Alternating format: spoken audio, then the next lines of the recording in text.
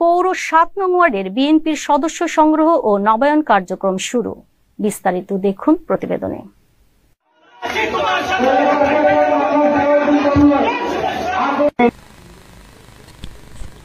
আওয়ামী লীগের দোসরদের এবং সন্ত্রাসী চাঁদাবাজদের দলে কোনো ঠাঁই হবে না, এরা দেশ ও জাতির শত্রু উল্লেখ করে ঢাকা ১৯ আসনের সাবেক সংসদ সদস্য সালাউদ্দিন বাবু বলেন, বিএনপির নতুন সদস্য সংগ্রহ ও সদস্য নবায়ন কার্যক্রমে যদি আওয়ামী লীগ পায় তাহলে এর দায়িত্ব সংশ্লিষ্ট ওয়ার্ড বিএনপির নেতৃবৃন্দ বহন করবেন। সাভার পৌর বিএনপির সাংগঠনিক ও সাবেক কাউন্সিলর আব্দুর রহমান এর সভাপতিত্বে অনুষ্ঠান পরিচালনা করেন আসাদুজ্জামান বাবু ও জালাল উদ্দিন। এ সময় আরও উপস্থিত ছিলেন সাবেক বিএনপি নেতা মোহাম্মদ আলী পাঠান। ডাক্তার ডন মোহাম্মদ সালাউদ্দিন বাবু ভাই আজকের অনুষ্ঠানের আজকে অনেক গ্রামের কর্মী আছে, হতাশ হয়ে আছে। কেন হতাশ হচ্ছে?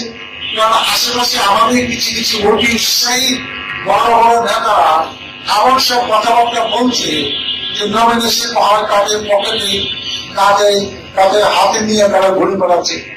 সেটাতে এখনো কোনো অবস্থা হয় নাই। একটা জিনিস আপনারাও ভুলে যাবেন না এবং দলও ভুলবে না, ভুলা প্রশ্ন ওঠে না। অন্য যে কোনো নির্বাচনের থেকে এই নির্বাচন কিন্তু অনেক উচিত।